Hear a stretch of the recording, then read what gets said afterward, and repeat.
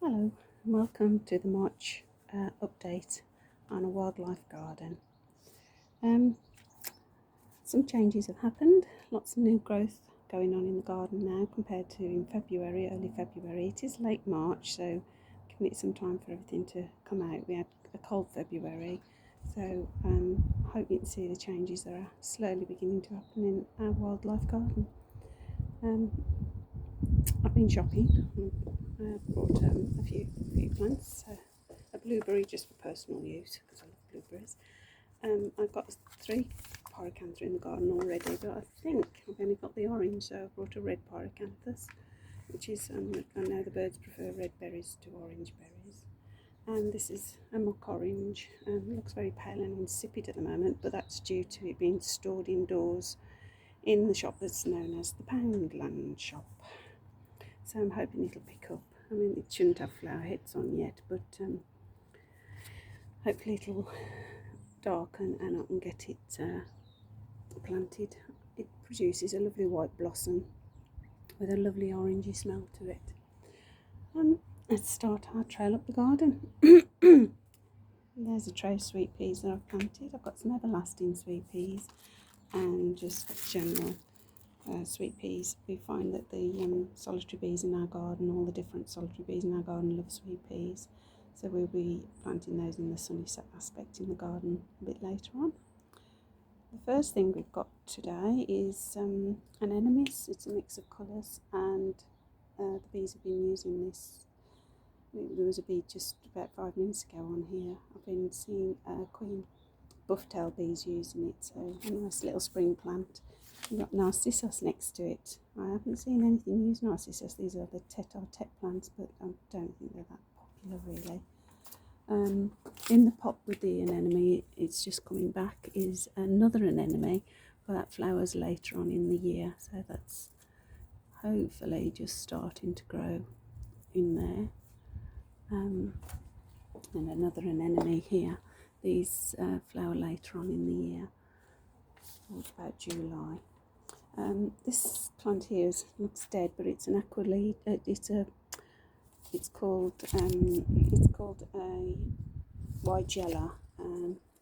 It did look like it was very ill, so I cut it back hard, but it started to grow, and it produces a pink flower that bees adore. So that can stay again now. I was going to get rid of it, but it can stay. And above it is the honeysuckle.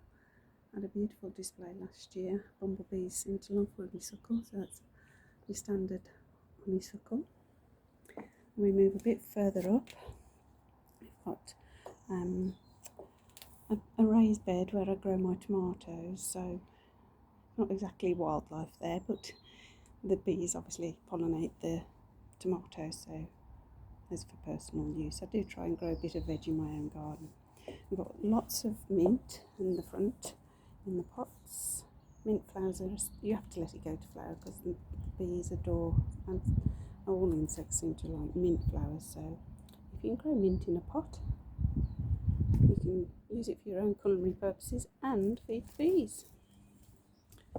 And then as we go up a bit further, we've got a really large honeysuckle. Has a beautiful yellow flower on it, very popular with insects. And next to it is a very old Buddleia. As you can see, it's very gnarled and old, but I do need to cut it back. I'm going to be a bit gentle with it this year. I used to cut it back really hard. You can see all the old cutbacks, but I think this year, because it seems to be on its last legs, that I will only cut it back a little bit. I've noticed these holes appearing, rot holes, filling up with things. There were insects in there last year, so I think it's on its last legs really, but very popular. It's a yellow Buddleia. I'm not sure of the actual term of the name of it. Got several Buddleias in the garden. We have honesty seedlings here everywhere. They just self-seed everywhere. They're lovely to have. This is wallflower, very old wallflower. I need to nip that little piece off. There we go. Wallflower, they tell you to rip out at the end of the year and replace each year, but I actually leave mine. I just give them a little bit of a cut back, as you can see here. I've cut it back, and they just reflower and they're there every year. This plant's been here about 5 years now. Not worth throwing them away when they can continue to flower. A bit further up we get into our sunny aspect to the garden. This section here is the sunniest section. We're facing south at the moment. We've got north behind me, behind the camera, and east and west. So we're quite fortunate with the light, but we used to be more fortunate before the panel fencing was put up, because at the time it was so sunny. I planted lots of trees to provide shade. We've got mountain ash, we've got 3 silver birch and a cherry tree, and obviously they're fully grown now and do offer quite a lot of shade on the garden, which wasn't a problem when we had no fence next door, just a very low picket fence. But that's providing a lot of shade now over the garden, so I'm just changing it slightly. I'm making it into a hedge so that it's more useful to the birds then. Again, more wallflowers here, strawberries, and as is the sunny spot, we keep the bee boxes on this wall, on the shed wall, the outer wall. The border in the centre's changed a lot. Cut all the dead seed heads away now. So if we take a close look, you can have a look at some of the things that are in and coming up. The first plant here is a lovely geranium. Just behind it is a Jacob's ladder. All of these are attractive to bees. Your primulas, obviously, alliums, fennel. Lots of fennel in my garden. Those furry bits coming up there, fennel. We have a large clump here of oregano. Again, we can eat it, but gosh, do the insects love oregano. Great plant for the garden. Heathers, that's come through the winter, and bumblebees were feeding on that again the other day. More wallflowers. I do have roses. The roses were here when we moved in, so I keep those going. That one is attractive to bees, but this one was a gift when I retired from the school I used to work at, and yeah, so I do keep those. We have cistus there. I think it's called cistus. Lovely little papery white flower, very attractive to insects. Another very good one here is Arinthium, or really excellent plant. Come through the winter well. Sometimes they can be killed off in a cold winter, but it's survived. The yellow flower here I would recommend anybody get. It's called Golden Marguerite. This furry plant here, absolutely fantastic plant. Has a tall, about a metre high daisy, yellow daisy flower. Absolutely attractive to all insects. On the long border we have ivy, lots of ivy, and shrubs, Nigella, fuchsia. Behind that is lilac, more fuchsias and ivy, down to the Buddleia. This is a self-seeded plant. I can't remember the name. It does have little tiny flowers on and a berry at the end of the year. That's self-seeded through the birds. More ivy. We have Christmas lanterns. They're hellebores, lots of different hellebores. Great plant, come through the spring. There, excellent longwort. We have more Jacob's ladder here. All of these plants are self-seeded really, especially forget-me-nots. They just self-seed everywhere. Over this side we've got another Buddleia. This is a white Buddleia. I haven't cut them back yet. I'm going to be doing those next week. Do them late because they flower later, and then it helps bees if we've got later flowering ones. Just a mixture of seeds in here. We've got honesty. I think there's some honesty seeds here. Somebody's been digging them up. Honesty seedlings. Yeah, mainly honesty. And red campion, some more dandelion. Going more hellebores. This shrub is excellent. I think it's called red grape, something like that. I can't remember the name of it. I keep forgetting the name of it. That's a great one for the bees, especially the early bees emerging. In fact, there's a bee now going onto it, and that looks like, oh, it looked like a red mason bee. Oh no, it's the hairy-footed. It's just gone in to the daffodil. That was a male hairy-footed. Yeah, that's great. They've been dashing about the garden of late. We've got snow glories coming up. That's a little purple flower there. Lots of foxglove. Those are essential in the garden.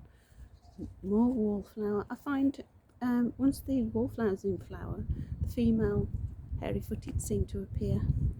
So hopefully they'll be out soon, next week with a bit of luck. We've got cowslip and, well, I think these have had a cross with primula. They sort of change, they can emerge into a different plant. There were cowslips here. There's the cowslip. You look at the cowslip, and then as the insects pollinate them, sometimes they can change into a different format. So that's a beautiful little sort of primula mixed cowslip. I'll just show you the lawn. We don't do anything with our lawn. We cut it and just walk down. Oh, sorry about the shadow. We just walk down the middle, and I let the outer edges grow tall, grow long.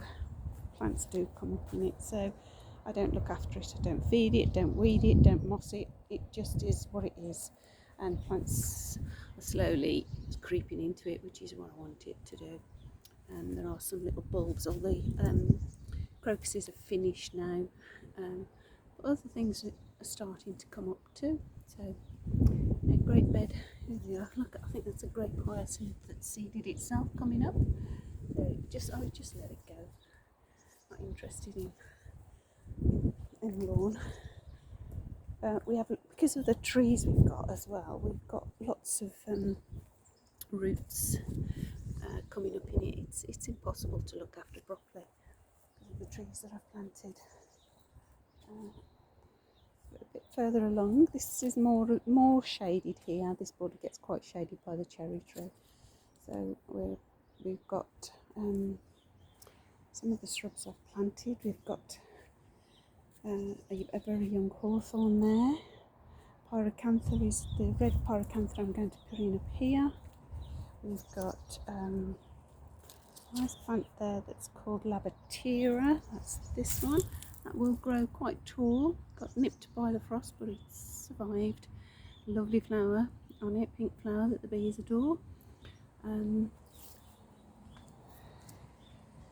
Creeping Jenny. We've got, I think it's called bedstraw, this little plant here. Creeps everywhere.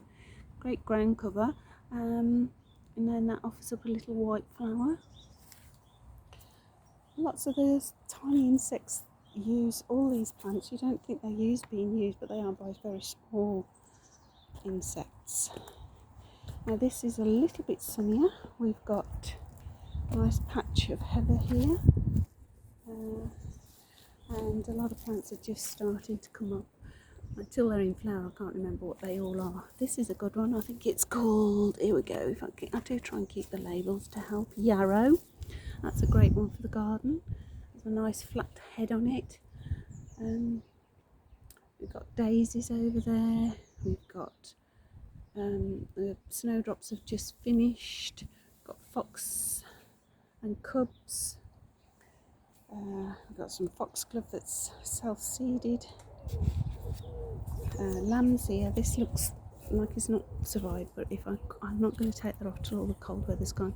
It's starting to grow again. That's a great one, especially if you've got a certain bee in your garden that loves it. What's it called? I can't remember. But there are bees that use the softness of these to make their beds and to make their nesting. uses nesting material. Biggest change, I suppose, of all is in the pond. It's sunny in there today, warming up the frog spawn, large clump of it, and the plants are just beginning to grow. I did take a lot out in October last year. We've got iris coming up, water forget-me-not, I think it's water marigold, is it called? I'm not sure, the yellow flower.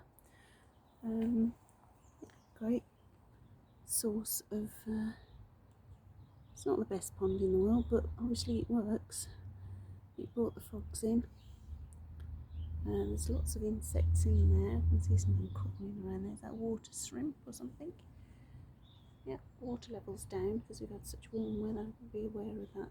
That grass does eventually grow down and cover the side. Frogs love to hide under that, the froglets, when they've emerged. Need to tidy up the back there. We've got verbena, growing, lily of the valley, dicentra, veronica, and then woodland plants under the apple tree. Lots of Spanish bluebells, I'm afraid. These were here when I came. There's so many in the garden, I'm not going to move them, but they're attractive to insects, so they can stay. A bit further along, over here, more of that golden marguerite. We've got asters for later on in the year. This old wheelbarrow's full of creeping buttercup. I did have wildflowers in here, but the creeping buttercup's taken over it. It looks beautiful when they're all in flower. Dock as well. People hate dock, but dock is an important plant for lots of insects. You keep your docks if you've got a space. Pull them out where you don't want them and let them grow if they can. This is the fruit bed, as I've mentioned before. We've got raspberry here. These canes are raspberry. These adore the flower of raspberry. We've got white currant. Fortunately, the blackbirds don't eat white currants in our garden, so we get lots of white currants making jam with. And we've got a red currant there. They do like the red currant, so I have to try and get as many as I can before the blackbirds hit them all. We've got a holly. The flowers are just forming. Can you see them? In the centre there. I'm trying to not go out of focus. There we go. There's just one berry left on there from last year, I can see hiding. The apple tree, I keep seeing hairy-footed bees. I'm getting distracted by them flying everywhere. The apple tree, our ancient apple tree, is the buds are swelling. There you go. Buds are swelling on there. That'll be in flower in May. I had enormous cherry tree. The buds are also absolutely swelling on that, along with our next door neighbour's beautiful plum tree. Look at that against the sky. Absolutely stunning, beautiful. Yep. Gorgeous. And then the final bit of the garden. Here we go, we've got a wood pile, and these pots of water are really essential for hoverflies and other insects that lay their eggs in water. So I do keep lots of pots of water here and there, some in the sun and some in the shade. And then this is what we call the wilderness. Beautiful part of the garden that I just leave to nature, and that's where we're building the fox den at the top. There's an oak tree, there's a hazel, there's damson, there's ash, there's hawthorn, there's elder. Yeah, just let everything go. There's buddleias. Yeah, so that's the big changes. The green alkanet's coming into flower, just started. That's only the beginning. Be absolutely covered in those blue flowers soon and alive with bees. So that's it for this year, or for this month. Okay, hope you've enjoyed our little tour of the March garden. Thanks for watching. See you next month. Bye for now.